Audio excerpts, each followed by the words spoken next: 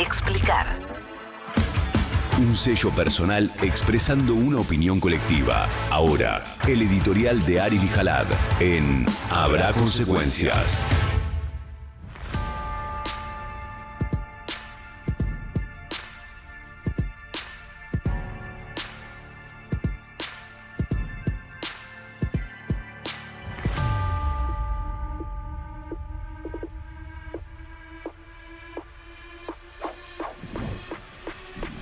Bueno, el presidente Javier Milei está en este momento en los Estados Unidos. Se fue una vez más de recorrida a un instituto que tiene que ver con un tipo que hacía bonos basura y etcétera. Más allá de esto, es interesante cómo lo tratan ya los medios en Estados Unidos, que es el país que él idolatra. Más que a Estados Unidos, idolatra al presidente de los Estados Unidos. Ahora, ya incluso lo tratan mal los medios de allá y los medios económicos del mundo. Mirá esta tapa de The Economist, que es una revista muy, muy importante. Y el título es Milei está en serios problemas. Y la bajada es: el presidente de Argentina afirma ser la verdadera víctima en una economía en crisis. Es tremendo esto porque la foto que eligen además es una foto de Milei fuera de foco. Parece muy interesante la elección editorial. Y habla de lo que dijo Milei el otro día. ¿Se acuerdan? De que él era el único o la única víctima de su modelo económico, porque él es el único que no se aumentó el sueldo. ¿Se acuerdan que dijo eso? Y vos le decís, mirá, no te aumentaste el sueldo porque no vivís de tu sueldo, entonces podés darte ese lujo, pero además ya está lleno de denuncias, entre Libra y otras tantas, de que estás cobrando por afuera.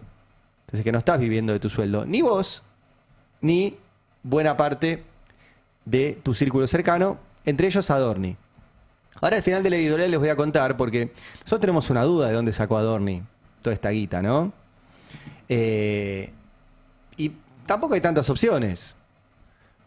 Una es la guita de la CIDE, que, ¿se acuerdan que se amplió el presupuesto? Tiene gastos reservados, no se sabe de dónde sale, y es, como todo en el gobierno de Milei, un Menem 2.0. Durante el gobierno de Menem los sobresueldos salían de la CIDE. Bueno, es muy probable que los sobresueldos salgan de la CIDE. Lo que a mí me dijeron es que eso es una parte. Una parte. Que la otra parte es por el lobby. Que la otra parte es por llevar y traer. Que la otra parte es empresarios. Que van, llevan, quieren llevar al presidente, y los que tienen acceso al presidente se llevan un pedazo. ¿Qué, Fer? ¿Te puedo sumar una? Sí. Adorni estaba a la diestra de Milei el día del lanzamiento de Libra. Bueno, esos empresarios, sí. Es una de las sospechas. Es una de las sospechas. De hecho, la compra y refacción de la casa en el country coincide temporalmente con el caso Libra. Con la presencia en la Argentina de estos muchachitos que nosotros detectamos que tenían anotado que le tenían que dar 5 millones de dólares a Milei. Y Adorni estaba en esas reuniones. Entonces, por eso, hay como dos formas de que llegue esa guita. O los sobresueldos de la CIDE, o en realidad, guita de empresarios para llegar y acceder al presidente. Ahora, el presidente está ahora de vuelta en Estados Unidos, cuando en su país la gente tiene que usar sus ahorros para ver si logra llegar a fin de mes. Que esa es la situación crítica. Y no lo ven ni siquiera los gobernadores de las provincias donde esto está pasando. Ayer publicamos en el Destape esta nota que dice: crisis de Milei y Vidal, la mitad de los hogares de Santa Cruz usa sus ahorros para llegar a fin de mes. Vidal es uno de los tipos que le ha prestado votos a Milei para que Milei lleve adelante todas las leyes que están haciendo que no le alcance los sueldos a la gente de su provincia. Pero no es el único lugar. Salió un informe de Argendata, que siempre se los recomiendo también, de Fundar, que tiene este portal que se llama Argendata, que muestra por provincia cuántos hogares usan sus ahorros para llegar a fin de mes. Si podés hacer un poco de zoom, la que encabeza es Mendoza. Mendoza es un aliado de Milei. Fue el lugar donde Milei hizo la primera privatización, IMSA, y está arriba del 50%. Las familias mendocinas que están usando lo que habían ahorrado para poder llegar a fin de mes. En el top 4 están La Pampa, Santa Cruz, que mencionábamos recién, y San Juan. Después está Tierra del Fuego, Capital Federal, Cava, donde el que salió primero en la elección que se presentó fue Adorni, ¿se acuerdan? Con el 30%, pero salió primero. 4 de cada 10 familias tienen que usar los ahorros para llegar a fin de mes. ¿Sí? Salta, Tucumán, Provincia de Buenos Aires, Jujuy, Neuquén, Córdoba, Corrientes, esas son las que más. Y después hay algunas donde esto se está dando menos, que son Misiones, Entre Ríos, Río Negro, Santa Fe, La Rioja, Santiago del Estero, Formosa, Chaco. Pero es algo que está pasando en todos lados. ¿Qué está pasando en todos lados también? Que cae el empleo. Que cae el empleo. Les muestro de vuelta un gráfico de Fundar. Vieron que siempre vamos cambiando los gráficos para que vean que hay muchos espacios que están detectando todo esto. Que te muestra, en este caso, la modalidad ocupacional. ¿Qué es lo que creció? Y es tremendo porque ustedes van a ver que en algunos periodos creció los asalariados privados, ¿sí? En otros se estancó, de hecho desde el 2012 está estancado. Que creció un poco el personal de casas particulares y ahora está bajando. Que creció un poco, y ahora Milei lo está destrozando, los asalariados públicos, y que lo único que sube para arriba como pedo de uso, como decía Milei, son los monotributistas. Los monotributistas. Que es tremendo, pero hay que aclarar que ser monotributista no es tener trabajo. Ser monotributista es tener monotributo. Es anotarte en la FIP y decirle, che, mirá, yo tengo esta factura y puedo facturar trabajos. Pero si vos le aclaro porque si vos sacás el monotributo no tenés trabajo automáticamente. Es más, tenés que empezar a pagar el monotributo. Y si no tenés trabajo, lo tenés que pagar igual. Y si no facturaste nada ese mes, lo tenés que pagar igual. Esa es la mierda del monotributo. Bueno, lo único que creció es el monotributismo. Y después, las únicas actividades económicas que están creciendo son las que no solo no generan empleo, sino que incluso destruyen empleo. Y esto lo hemos explicado mucho acá, pero quiero sumar una voz que yo sigo mucho, que es Dani Steingart, que es sociólogo y especialista en estos temas y que es de ahí de Argendata, de Fundar, donde él cuenta cómo está la situación. Mirá. Crecen los que generan poco empleo, pero incluso los que crecen no están generando empleo. Petróleo y minería hoy tiene menos empleo que en noviembre de 2023. Hay 8.000 empleos formales menos en el petróleo y la minería. ¿Por qué? Porque dentro de ambos sectores estás teniendo también una economía dual. Petróleo, Vaca Muerta, un boom, claro. Buenísimo. Pero en paralelo se cierran pozos de petróleo en las cuencas más tradicionales como Comodoro Rivadavia, Golfo de San Jorge. En la minería, litio muy bien, pero todo lo que es la minería asociada a la construcción, que genera bastante más empleo que la de litio, parada. Sector financiero, crece mucho el PBI financiero, pero el empleo en el sector financiero viene cayendo hace 10 años todos los meses. ¿Por qué? Porque los bancos están cada vez más digitalizados, atienden menos en sucursales y básicamente el auge del home banking, la contracara de eso es la caída del empleo del sector bancario tradicional.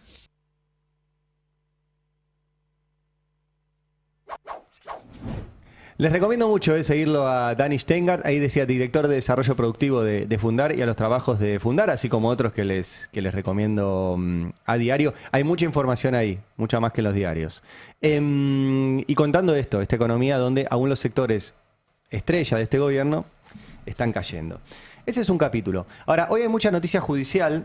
Voy a arrancar por una que no tuvo mucha repercusión y a mí me parece grave porque involucra mucho más dinero que todo el que están hablando, que son los juicios que tiene la Argentina en el mundo. ¿Se acuerdan que la Argentina tuvo una buena noticia que fue el juicio YPF? Donde, como dijimos siempre, la Argentina tenía razón, Cristina tenía razón, Kicillof tenía razón, el Congreso argentino tenía razón, e YPF se había reestatizado de forma correcta. Bueno, ahora, el Fondo Buitre Burford va a insistir para ver si puede lograr algo con eso. Y no solo tiene todas las declaraciones de Milei, que dijo 20 millones de veces que los buitres tenían razón, sino que ahora, se los había contado hace unos días, el Fondo Buitre había presentado un escrito para usar los materiales que hay en el juicio en Nueva York en otro juicio que le quiere hacer al país, en este caso en el CIADI. Bueno, ayer informó Sebastián Soler, al cual también les recomiendo que sigan, fue subprocurador del Tesoro durante el gobierno peronista y era el que estaba a cargo de llevar adelante estos juicios. Dice, caso YPF, la jueza Presca falla en contra de Argentina e YPF y concede el pedido de Burford de que se le permite usar en un eventual arbitraje en el CIADE la información que Argentina e YPF le entregaron en el entendimiento de que solo se usaría en el caso en Nueva York. La decisión de Presca no altera el carácter confidencial de esa información, que en principio solo será visible para las partes. Veremos si la defensa argentina apela. Es un dato importante porque, les repito, Burford quiere ir al CIADE. ¿Tiene chances? Entiendo que no. De hecho, publiqué una extensa nota en el Destape explicando los pormenores de todo esto, y entiendo que no, porque en el CIADE se discuten temas de soberanía. Acá es un accionista argentino con un fondo buitre que compró el juicio. Estuvieron 1000 años diciendo que era un tema contractual y ahora van a decir que es un tema de soberanía, etcétera. Es largo, pero el dato no lo pierdan de vista, porque acá estamos de vuelta hablando de miles de millones de dólares que quiere sacarnos Burford, en este caso yendo a otro tribunal porque perdió en Nueva York. Así que ténganlo ahí anotado. Ahora, la noticia de ayer, en términos de tribunales, fue la presencia de Diego Cabot en Comodoro Pi. Diego Cabot nosotros lo presentamos siempre como auxiliar de la Fiscalía de Carlos Stornelli, porque, y ayer Diego Cabot lo volvió a contar cuando fue citado como testigo en la causa Cuadernos, vos cuando sos periodista trabajás de periodista. Vos accedés a información de un tema X, investigás, la procesás, la chequeás, qué sé yo, y la publicás. De eso trabajamos los periodistas.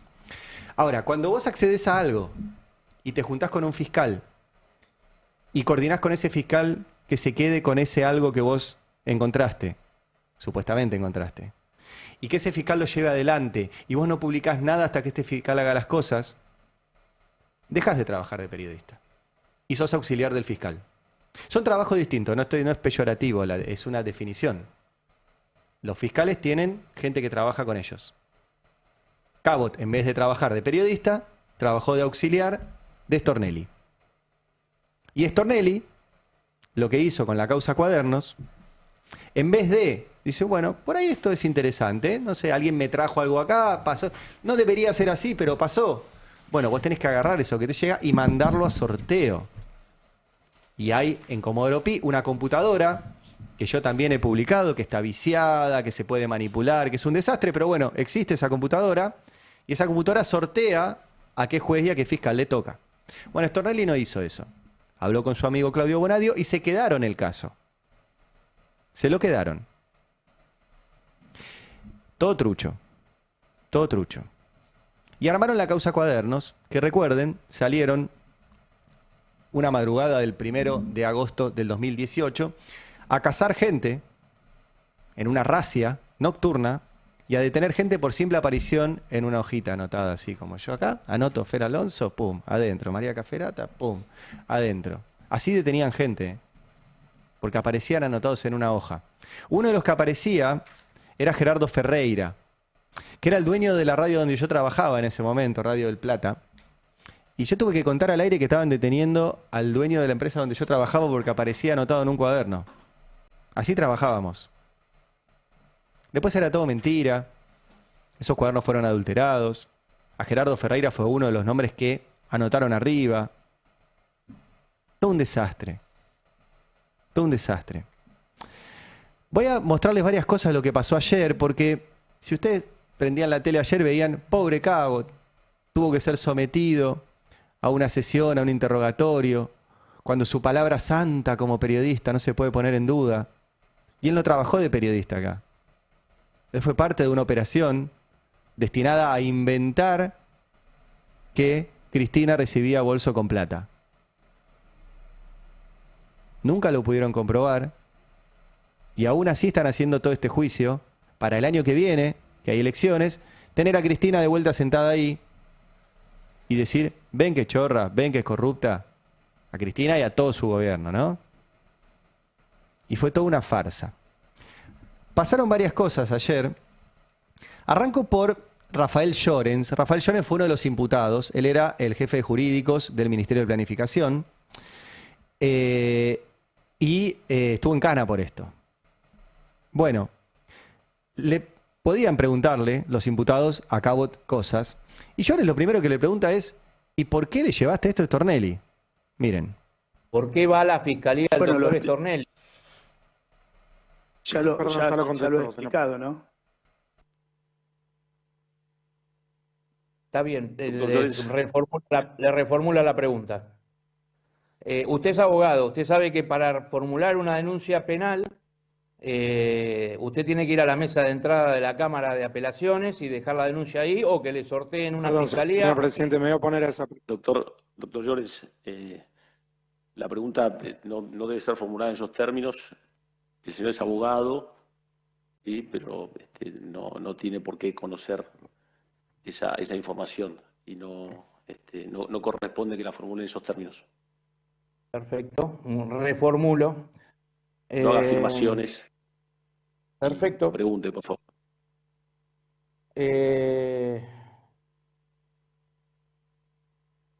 ¿Usted o el grupo de personas con las que trabajó evaluó hacer la denuncia en otro lugar que no fuera la fiscalía del doctor Stornelli? Yo en ese momento lo que decidí fue hacer una denuncia, le vuelvo a repetir, no tenía contactos en Comodoro Pi. El doctor Stornelli tenía así el contacto de él por algún llamado anterior. Me pareció que podía hablar con él y decirle de qué se trataba esto. Él me dijo, le vuelvo a repetir, que si podía hacer una denuncia, ok, quedamos en eso. Me dijo, y yo le pregunté si él la podía tomar, me dijo que sí, y esa fue la decisión. Bien, bueno, no sé qué estudió Cabot en la Facultad de Derecho, pero así no se inicia una causa. Vuelva a Penal 1, Diego Cabot, en la facultad, porque así te explican que no es así. No es así. Pero además, ayer metió varias veces la pata, porque también contó que conocía la casa de Stornelli. Mirá. Usted se reunió, además del bar que hizo referencia en Núñez, dijo unos días antes de la denuncia, usted se reunió. ¿Usted conoce la casa de Stornelli? Sí, la conocí. Después la conocí. ¿Para qué fecha la conoció? Y no recuerdo en algún momento que tuvimos alguna reunión ahí, porque ellos eran muy cuidadosos de los lugares donde me reunía. En algún momento sí la conocí. ¿En algún momento cuándo? Durante la investigación, para alguna pregunta aclaratoria y demás que me hizo. Fueron momentos donde yo tenía como bastante, le diría, como presión respecto a qué hacer, indecisiones, desconfianza y demás. Entonces, la verdad que no recuerdo exactamente en qué momento conocí la casa de él. No tengo ese dato. Le pregunto, no lo puedo precisar. Usted antes contestó que solamente se había visto en el bar antes de declarar. Entonces, por eso le digo, hoy mismo lo aclaré, en su momento cuando nos juntamos la primera vez, donde él me dijo hacer la denuncia, a partir de ahí empezó un proceso de charlas y demás, porque como le digo, yo tenía mucha indecisión. Incluso mismo está la posibilidad de hacerla con el resguardo del nombre. Se dan cuenta, ¿no? Cuando yo les digo que Cabot no trabaja de periodista. Los periodistas no coordinamos con un fiscal una investigación judicial. No pasa eso, no hacemos eso, no es nuestro trabajo. Los que hacen eso son los auxiliares del fiscal. Cabot contó que trabajó de auxiliar de Stornelli, que Stornelli lo llamó incluso a su casa para hacerle consultas de cómo seguir con la investigación. Los periodistas trabajamos de otra cosa. Si un periodista tiene algo y cree que debe ser publicado, lo publica. Lo contó ayer Cabot. En la casa de Stornelli estaban armando esto. Le preguntaron también, ¿cómo le generaste a Stornelli interés en armar esto? Mirá. Vamos por partes. La primera vez, cuando usted se reunió con Stornelli en el Barcelquet. Acá el que pregunta es José Manuel Ubeira, que es defensor de otro de los acusados. Para mostrar algún tipo de... En fin, ¿cómo generó el interés del fiscal Stornelli en esta causa Cuadernos? Creo también haberlo contestado a ese punto, ¿no? Creo haberlo contestado. Efectivamente. Ya contestó esa pregunta. No, pero yo lo que quiero saber, no contestó una pregunta en forma general. Yo lo que quiero saber concretamente fue si le llevó algún tipo de documento en forma concreta que hubiera motivado el interés del fiscal Stornelli. Creo haberlo contestado, ¿no? En su momento le dije que le había comentado cuál era el trabajo que habíamos hecho y yo llevé copias que tenía para mostrarle de qué se trataba la prueba sobre la que habíamos trabajado o si quiere la documentación sobre la que habíamos trabajado. Por eso le digo que ya lo había contestado. Las copias. Le llevó las fotocopias de los cuadernos que él dijo que había visto. Re trucho. Ahora les voy a mostrar toda esa secuencia. Pero quiero una más. Porque José Manuel Ubeira, que tiene muchos años en tribunales, lo hizo pisar el palito varias veces a Cabot. Porque para seguir demostrando que Cabot no trabaja de periodista, sino de auxiliar del fiscal, le preguntó, ¿usted dejó constancia de todas estas reuniones previas con Stornelli antes de que iniciara toda esta causa? Miren.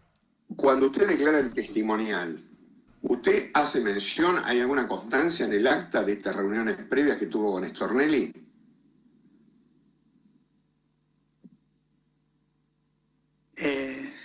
Doctor Hueira, si puede reformular la pregunta.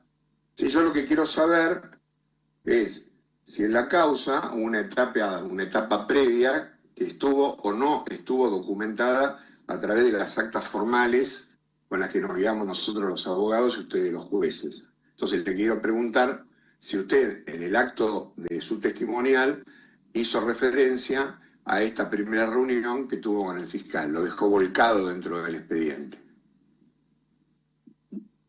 No recuerdo, pero eso imagino que está en el acta, ¿no? No recuerdo haber hecho referencia a haberme juntado antes y demás. La verdad que no lo recuerdo. O sea que se juntaron y no dejaron registro. Tan trucho todo. Ahora, vamos a lo de los cuadernos. Porque recién Cabot contó que él le llevó las copias de los cuadernos a Stornelli y Stornelli dijo, esta es la mía. Bueno, cuando arranca todo esto, todo arranca con una declaración muy fina y muy detallada y muy larga del chofer Centeno. Muy larga. Donde Centeno declara, fui a tal lugar, a tal dirección, se bajó tal persona, se reunió con tal, subió a tal piso, en el bolso había tal... Toda detallada a un nivel extremo de detalle. A un nivel extremo de detalle. Yo leí esa declaración, porque yo me leí toda la causa cuando esto sucedía, porque era, che, ¿qué es esto? Bueno, día 1 de la investigación, día 1, Centeno declara con lujo de detalles y declara esto. Se los muestro. Dice, los cuadernos los llevé a mi domicilio y están guardados en un armario de mi habitación tapados con carpetas. En otro tramo dice, aclaro que solamente son 8 cuadernos, no tengo más. Los cuadernos originales los tengo yo y se encuentran en mi domicilio. Eso dice Centeno el día 1. ¿Qué pasó el día 1? Hicieron el show televisivo y fueron con Stornelli hasta la casa de Centeno. Y cuando llegaron a la casa y fueron al armario, los cuadernos no estaban. Entonces, ¿mintió? ¿O no mintió? ¿O no se sabe? Lo concreto es que si mintió en esa línea, ¿por qué no mintió en todo lo demás? Entonces, ¿qué hicieron? Volvieron a Comodoro Pi y lo hicieron declarar de vuelta a Centeno. ¿Y qué dijo Centeno cuando le hicieron declarar el día 2? Dijo, no, pará, me acordé de algo. Yo un día me junté con un amigo que se llama Miguel Córdoba, dice ahí, y su esposa Juana, y, literal, pone, busqué la caja con los cuadernos, me fui al fondo donde está el quincho, y en la parrilla los rompí uno por uno. Los amontoné y los quemé. Me quedé atizando el fuego hasta que se terminaron de quemar. firma abajo, si ven, Bonadío. Quiero recordarles que Centeno tenía un abogado que se llama Norberto Frontini, que cuando se enteró de que estaba detenido, fue hasta Comodoro Pi, no lo dejaron entrar, y salió un empleado de Bonadío y le dijo, no, Centeno dice que usted no es más el abogado, y le pusimos un defensor oficial, que se llama Colman de apellido, que es un poco la tercera pata de toda esta farsa. No tiene nada que ver con el periodista. Se llama Gustavo Colman. Entonces, día 1, Centeno dice, están en mi casa, los van a buscar y no están. Día 2 dice, no, yo me acordé, no, los agarré todos, los llevé, los quemé y me quedé atizando el fuego. O sea, un nivel de descripción fuerte, ¿no? Y los quemó. ¿Para qué? Había elecciones. Entonces apareció Cabot de vuelta y los hizo resurgir de las cenizas. Así, ¡wow! Como el ave fénix. No eran cuadernos Gloria, eran cuadernos Fénix, porque vos lo podés quemar y resurgen. Y lo publican en La Nación, y Cabot agarra y dice, una llamada anónima y un breve encuentro en Núñez. Y le lleva los cuadernos resucitados de las cenizas a Stornelli, otra vez. Pero como todo era así de burdo, se sacan la foto, Cabot, que les estoy mostrando, con Stornelli, y la publican en La Nación, firmado por Cabot, diciendo, fui a llevarle los cuadernos que el día 2 estaban quemados, pero bueno, había elecciones y había que reflotar el caso de nuevo, como ahora, que hay elecciones el año que viene. O sea, los chabones tenían unos cuadernos, después los tenían quemados y después los resucitaron de las cenizas.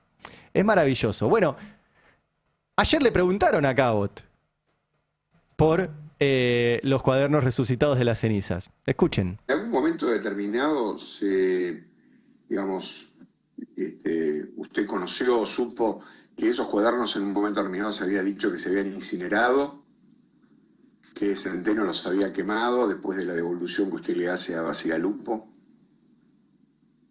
Sí, me enteré porque fue, como le digo, cobertura de todos los medios.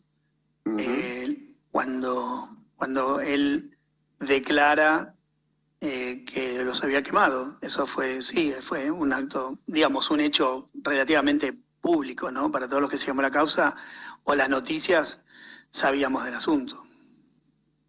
¿Le sorprendió cuando se vuelve a juntar con los cuadernos originales? Sí, absolutamente. Y sí, hermano, ¿cómo no te va a sorprender? Los cuadernos no resucitan. Cuando quemas algo, se queda quemado. Dios. Cuando escuchen a Bacigalupo es el policía, amigo del chofer, que es el que le da las cosas a Stornelli, a Cabot. Y Cabot se las lleva a Stornelli. Nunca quisieron peritar nada de todo esto. Porque además la farsa de los cuadernos fue un guión que se hizo a nivel regional. En Ecuador también apareció en su momento una secretaria que tenía anotados en un cuaderno las coimas que pagaba el gobierno de Rafael Correa. Pero en Ecuador no los quemaron. Y supuestamente, al igual que los cuadernos de acá, eran un libro de día a día, donde la señora anotaba las coimas. Bueno, finalmente, cuando lo peritaron, vieron que el cuaderno en Ecuador se había escrito en un vuelo de avión. Se había escrito todo el mismo día, entonces, nada, se descartó esa causa, le inventaron otra Correa que no puede volver a Ecuador, pero esa la descartaron. Acá nunca lo peritaron. Se negaron durante años a peritarlo. Después peritaron las fotocopias que presentó Cabot. En las fotocopias ya se veían adulteraciones, pero bueno, habían aparecido los originales resucitados de las cenizas de Cabot. Y también se negaban a peritarlo. Finalmente los peritaron y ahí vieron que estaba todo escrito a varias manos. Una de las manos era la de Bacigalupo. O sea, con esa truchada de cuadernos armaron todo esto. Una ficción literaria. En términos literarios muy interesante, en términos judiciales muy pobre. Hablando de literario, ayer le preguntaron a Cabot si se tomó licencias literarias para escribir esto. Ponelo. Preguntar. Han preguntado ¿Sí o no? por el libro, efectivamente. Simplemente Perfecto. corrijo la afirmación que usted dijo que estaba incorporado. Le agradezco entonces. Pero lo importante y lo que quiero preguntar es que usted, cuando lo han interrogado sobre algunas circunstancias de ese libro, dijo que tomaba Textual, licencias literarias. ¿Qué quiere decir licencias literarias? A ver si nos explica. Creo que lo he contestado. Eran, digamos... Si quiere yo le pregunto concreto. ¿Hay datos que son ficticios? Hay datos que ¿Ficticios? tienen que ver... Sí, hay datos que obviamente que yo construí una suerte de narración para explicar la historia. O sea, inventó cosas. No sé si inventé cosas. Digamos, lo que hice es una narración como era un libro y en ningún momento me enfoqué en hacer un relato exacto, sino contar una historia que me parecía relevante. Por ejemplo, inventar un encuentro con Stornelli es un hecho relevante. ¿Perdón? Inventar un supuesto encuentro con Stornelli, el fiscal, era un hecho irrelevante. No recuerdo el punto, a cuál encuentro se refiere. Digamos. Sí, le mencionaron sobre una estación de servicio, en fin. O sea, hay alguna diferencia entre lo que usted nos contó de una sola reunión con Stornelli y lo que aparece como material informativo que ahora nos dice que es ficcional. Yo no recuerdo una reunión con Stornelli en una estación de servicio, digo la verdad. Vos sabés que a este tipo le dieron premios por esto. ¿No? Premios. Premio Rey de España y premio no sé qué, premio no sé cuánto. Contó que fue la investigación de su vida, la investigación que cambió el país, que desnudó. O sea que con los que trabajamos de periodistas, cuando hacemos una investigación que nos lleva mucho tiempo y cosas, sabemos todo. A mí preguntame de cada una de las notas que yo publiqué importantes y sé todo. Lo que publiqué, lo que dije, los datos, todo. Y además no inventó. El tipo dice que inventaba situaciones, que los datos, bueno, vamos viendo, que no se acuerda de cómo lo hizo. Ah, no te acordás. O sea, tenés que ir a declarar en lo más importante que hiciste en tu vida y no te acordás. Qué papelón. Y papelón los que le dieron premios y todo esto. Porque además, de vuelta, premio hubiera sido si él hubiera descubierto algo. Él trabajó con Stornelli. Denle el premio al judicial del año, no sé si existe. Pero capaz existe un premio que da la Corte Suprema, denle ese premio. Pero no uno de periodista. Bueno, hay más de los giros literarios, mirá. Yo no recuerdo una reunión con Stornelli en una estación de servicio, digo la verdad. Bien, esos giros literarios que usted utilizó en ese libro, ¿los utilizó también en los artículos que publicó en el diario La Nación? Bueno, ahí, digamos, es mi trabajo periodístico y yo, para mi trabajo periodístico, utilizaba y utilizo todo tipo de fuentes en las que confío, ¿no? Bien, pero los hechos no son ficcionales, según su criterio. Después, si ocurrieron o no, eso es otra cosa. Pero según su criterio, lo que usted contó es lo que usted piensa que era la verdad.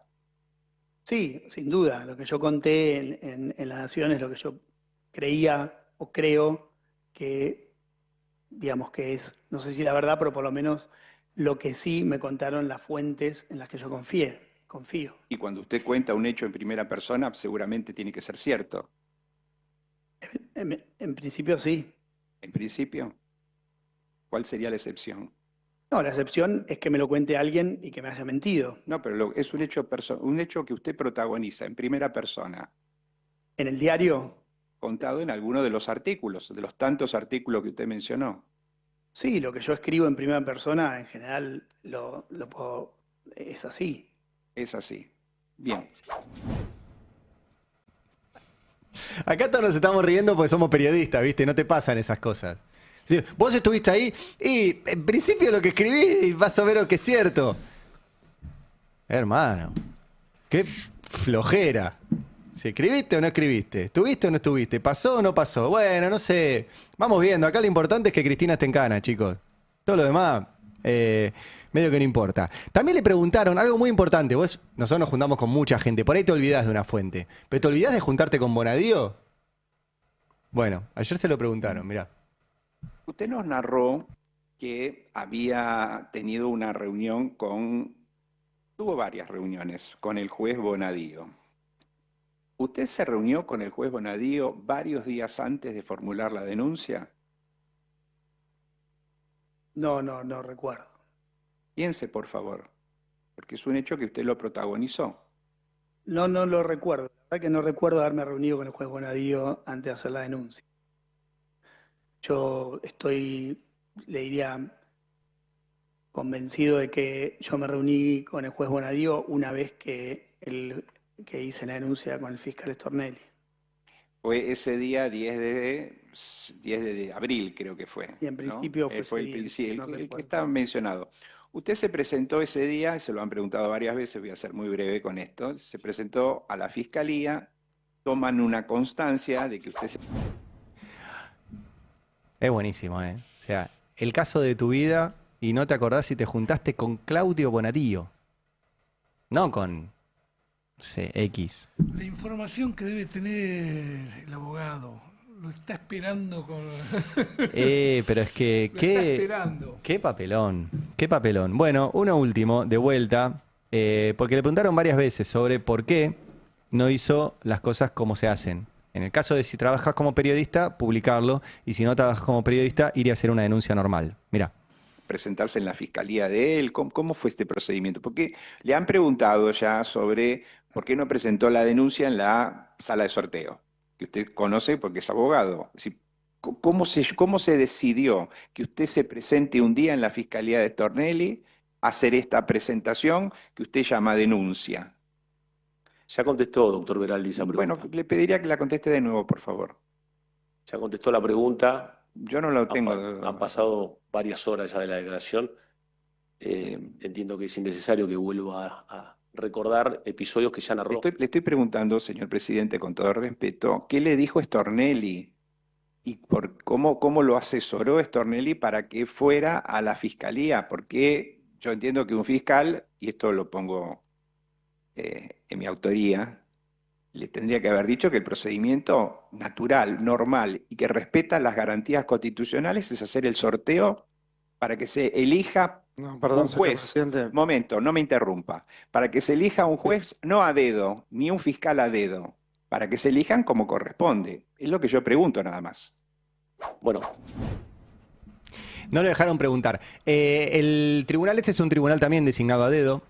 ¿Sí? Armado el TOF número 7, donde están los jueces Canero, Méndez Signori y Castelli, que Castelli fue puesto a dedo por Mauricio Macri en ese tribunal y sostenido ahí por la Corte Suprema a dedo, nunca concursó para estar ahí. Y la pregunta era muy pertinente porque esto no funcionaba sin Stornelli. Esto no funcionaba sin Bonadío. No funcionaba sin un juez y un fiscal que extorsionaran a los que iban a declarar y les dijeran: apuntá, Cristina, o vas en cana. Y en este juicio ya lo han contado muchos de los empresarios que fueron citados a declarar y dijeron: yo mentí porque me dijeron, mentí, te vas a tu casa, y si no, vas en cana. Vamos a pasar un resumen de todo lo que consta en este expediente de empresarios que fueron y contaron cómo es que los apretaban para que mientan. Antes de ver al juez, me recibe el fiscal, Carlos Stornelli. Él me dice: mira, las reglas de juego que habla es son, Gerardo Ferreira. Si vos te arrepentís, te vas con tu compañera y tus hijos que están acá, en uno de estos pasillos, no recuerdo cuál es. Si no te arrepentís, dice, lamentablemente vas a tener que ir a la cárcel. Fiscal Stornelli le decía a mi esposa... Este que habla es Roberto Barata, también funcionario del Ministerio de a Cristina Planificación. Fernández y a Julio De Vido sale inmediatamente de la cárcel. Me dijo que... Este es Oscar Tomás, otro de los implicar a alguien de algún ilícito, o si no iba preso. No declaraba... Este es Mario Robela, empresario. Si me privaban la de la libertad, la única forma de salir era arrepentirse. Y yo no tenía por qué arrepentirme, si no lo había hecho. No vimos la obligación Daniel de mentir Pitón, en ese momento, otro empresario. Para no ir preso. Pero no hemos entregado dinero alguno. La entrega del dinero que dije que... Rodolfo Perales, otro empresario. Señor Clarence, fue una declaración que hice por miedo a quedar detenido o ir preso en caso de no hacerlo. Que se me Rafael Llorens, este era funcionario del ministerio que conducía De Vido. Ni que pensaba confesar, ni tampoco habían pasado. En el juzgado nosotros hemos estado 20, 24 horas encerrados en calabozos totalmente Camilo muertos de Gómez. frío, donde cada X cantidad de horas nos volvían a subir y nos invitaban a arrepentirnos. La verdad que hubiese estado buenísimo tener algo para arrepentirse, porque yo no se lo recomiendo a nadie lo que viví ahí. Nosotros hemos tenido traslados, no sé si alguien lo ha comentado, donde nos han hecho agacharnos en el móvil porque supuestamente había gente que nos quería disparar desde los edificios. Piensen ustedes en nuestro lugar, ¿cuál fue el mensaje? No es muy difícil de interpretar. Otro empresario. Porque no es que fue sutil o velado, un rumor, ojo que no, fue abierto, brutal, fue muy claro, que no dice lo que queremos, corre alto riesgo, diría casi 100% de riesgo de quedarse acá detenido. Para eso necesitaban hacerlo con Stornelli y Bonadío. Y por eso Cabot se lo llevó a ellos. Por eso no dejaron registro de las audiencias. Una de las tantas irregularidades que hubo en este juicio es que cuando vos le tomás declaración a alguien que dice soy arrepentido, que es una figura que existe, eso se graba para que haya una concordancia entre lo que esa persona dijo y lo que ponen por escrito. Nunca se grabó. Y toda la cofradía de Comodoro Pi permitió que violaran la ley del arrepentido y no lo grabaran. Y además, violaron la ley del arrepentido, porque la ley del arrepentido dice que un arrepentido se arrepiente, apunta hacia arriba, pero todo lo que declara no es prueba. No es prueba. Lo dice la ley del arrepentido que escribió Patricia Bullrich. Dice que es un indicio y que el juez tiene un año para ir a convalidar ese indicio que le dieron. Y nunca lo hicieron. Tomaron a los arrepentidos como prueba. Arrepentidos extorsionados. Con que si no decían lo que ellos querían iban en cana. Entonces esa prueba, que no era prueba, la fabricaron ellos. Con extorsiones. Fabricaron prueba con extorsiones. Y ni siquiera era prueba. Era indicio para ir a buscar. Y nunca lo buscaron. Esa es la farsa que están haciendo. Y ayer, los amiguitos de Cabot, indignados, porque a Cabot lo hicieron estar un montón de tiempo contestando preguntas. Mirá. Que no tienen esas herramientas. Más de 10 horas, Silvina. No, lo están... a ver. Es un tormento. ¿Cómo los jueces están permitiendo esto sin un cuarto intermedio? Exactamente. Y tratan como carmelitas descalzas a los acusados. Es la nota del día, porque Diego Cabot está... Solo no, con el apoyo de todos nosotros y una buena parte de la sociedad, por más que sea así. Totalmente. No sé los mensajes de gente común indignada que estoy recibiendo. Pero sosteniendo, además, con una hidalguía y con respuestas breves pero contundentes, la investigación periodística y judicial. Hernán, buenas noches. ¿Qué tal, Luis? Cristina Pérez, Majul y la otra que no me acuerdo el nombre, pero es la que el otro día descubrió que Kicillof tenía un departamento en alquiler y lo declaraba. Indignado porque tuvo que estar unas horas en Comodoro Pi. ¿En serio? ¿Un tipo que hizo meter en cana gente? Gente que fue torturada, extorsionada, metida presa. ¿Y pobrecito no puede ir a dar explicaciones unas horas? ¿En serio? Todo está ahí, todo está en el expediente. Es cuestión de hacer trabajo periodístico. Y no enceguecerse porque un dirigente político no te gusta. Porque de vuelta, yo ayer dije 20 veces, no se puede aplicar la doctrina Irurzun a nadie. Ni a Milei, ni a Adorni, ni a Macri, lo que le hicieron a Cristina, De Vido y Vudú. Porque eso no es Estado de Derecho. A mí no me enceguece que no coincido con Milei, pedir cárcel para Milei automáticamente. ¿Qué les pasa? ¿Que Cabot no tiene que ir a dar explicaciones por la barbaridad que hizo? ¿La barbaridad que hicieron? ¿Extorsionar gente para inventar pruebas para meter en cana a otros? ¿Todo porque no le gustaba a Cristina? Bueno, esa es la noticia de ayer. Lo otro que voy a pasar un poco más rápido tiene que ver con Adorni, porque tenemos el papelón de Cabot y el precio de Adorni. Bueno, a Adorni lo están volviendo loco en tribunales, eso ya lo venimos contando. Milei está decidido a atarse a Adorni. De hecho, ayer compartió, poné la imagen 52, un retweet de un troll mileísta que agarró la imagen de la cascada que mostró Viale en la tele, Johnny Viale, y dijo, ¿esto llaman cascada de verdad? Es subir un caño del retorno del filtro y poner una salida finita, ¿no? Y Milei comparte esto como diciendo, es ridículo lo de la cascada. Que fue medio el tema del día. Adorni se compró una casa que no tiene cómo explicar cómo compró la casa y después le puso $245.000 arriba, que tampoco tiene cómo explicar de dónde lo sacó. Y la pregunta es por qué Milei se ata a esto, porque lo están soltando todos. Ayer Eduardo Feynman, que era amigo personal de Adorni, algunos en el gobierno incluso te dicen, lo puso Feynman en el gobierno. A mí gente que pasó por el gobierno me dice, dice Adorni no salió, lo puso Feynman. Y sacó una poesía, publicó en Infobae, que se titula Manuel, te lo digo sin rodeos. Y bueno, y dice, hoy dejaste de sumar y empezaste a restar. Le escribe así, no es ideología, es gestión. La lealtad no es declamar, es ser eficaz. Y hoy esa eficacia está en duda. Quedarte hoy es insistir en el error. Irte ahora es corregirlo. El presidente necesita aire, no ruido. No es pedirte la renuncia, es ayudarte a pensar. Está escrito así como en frases sueltas. No sé si se lo escribió el ChatGPT o algo, bueno. Pero se lo publica Feynman en Infobae. Que repito, eran amigos. Eran amigos. Ayer lo soltó incluso también Majuli Viale. Porque empiezan ellos a mencionar la palabra prohibida, que es sobre sueldos. Mira, vamos a escuchar un poquito. Y opinión. Yo me estoy preguntando a esta altura si la situación de Adorni, sobre todo por el impacto que tiene en el gobierno, en el presidente y en el país en general ya, me lo estoy preguntando, no lo estoy diciendo. No es insostenible. Yo no recomiendo la renuncia de nadie, no la pido. Me estoy preguntando si no es insostenible.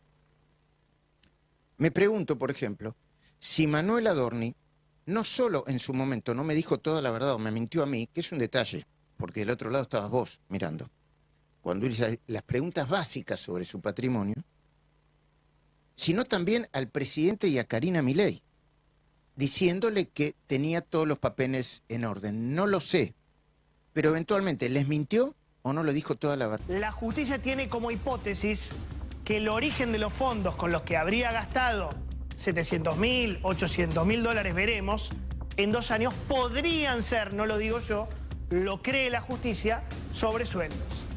Adorni respondió, no leí la nota.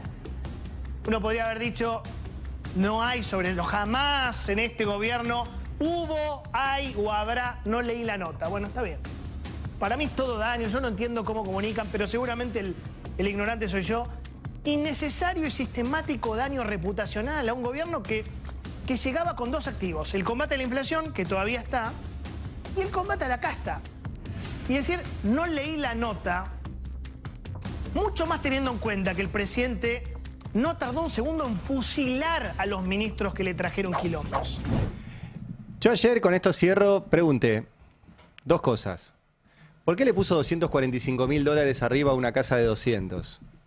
Lo que me dijeron es que el proyecto era de 90.000. 90 y pico de mil dólares. Ahí tenía un poco más de sentido. Y que se lo llevó puesto el Ya que estamos. Que los que han estado en obra saben que el Ya que estamos te lleva puesto. Igual a mí me resulta raro, porque el Ya que estamos 150.000 dólares más es un montón. O lo bolsiquearon, o le sobraba tanto que ni miró, o lo que sea. Pero que la plata que puso ahí fue esa. Fue esa. 240. Y no, obviamente no los tiene. No los tiene. Y la otra, que es de dónde saca esa plata. Y ayer me dieron dos cuestiones. Una, que es la que existe la sospecha, por eso además lo menciona Viale, que es guita de la CIDE. Los famosos sobresueldos, que durante el menemismo saltaron, no porque armaban una casa en un country, sino porque los declararon. Algunos funcionarios pusieron la guita de los sobresueldos en su declaración jurada. Eso pasó, Pasó. Ahora no lo ponen, las declaraciones juradas no ponen nada, pero dicen eso. Ahora, alguien me dijo, mira, hay plata de eso, seguro, pero no alcanza con la plata de la CIDE para estos montos. Entonces me dice, lo que hay es lobby. ¿Cómo lobby? Sí, lo que hay es lobby. Lo que hay es la posibilidad de llevarle a Milei negocios, ideas, firmas. Que la tenés cuando sos el vocero y la tenés mucho más cuando sos jefe de gabinete. Y me dice, vos te sentás ahí, los bolsos vienen solos. Entonces lo que me decía alguien que estuvo ahí, me dice, mirá, yo por lo que estoy viendo, esta plata con lo de la CIDE no alcanza. Y acá hay otra cosa. Acá hay empresarios que querían que el jefe de gabinete o el vocero le dijera algo a Milei. Y Adorni aprendió rápido que la forma de influir en Milei es ser el olfa más olfa. Por eso se transformó en el olfa más olfa. Milei dice, hay que destrozar 5 cosas, y Adorni dice, hay que destrozar 20. Y Milei dice, sí, 20. Bueno, eso te transforma en el mundo Milei en alguien muy cercano. Y Milei es un tipo muy influenciable. Entonces, la sospecha que hay ahora es que Adorni cobró esa influenciabilidad de Milei, y con eso, al igual que otros, no debe haber sido el único, construyó este nuevo patrimonio que no tenía cuando llegó al gobierno. Ya les contaremos más. 9:26. ¿Qué piensan? Che, ¿qué vieron del amigo de Cabot? ¿Estás para unos sobresueldos? Sí, estoy para unos sobresueldos. Nunca digas eso, hermano. Nunca digas eso. Nunca digas nunca. No. Eso es Five del Balo Este. A ver, yo creo que hay abogados muy pícaros, lo tienen todo. Tienen todos los datos, le están haciendo pisar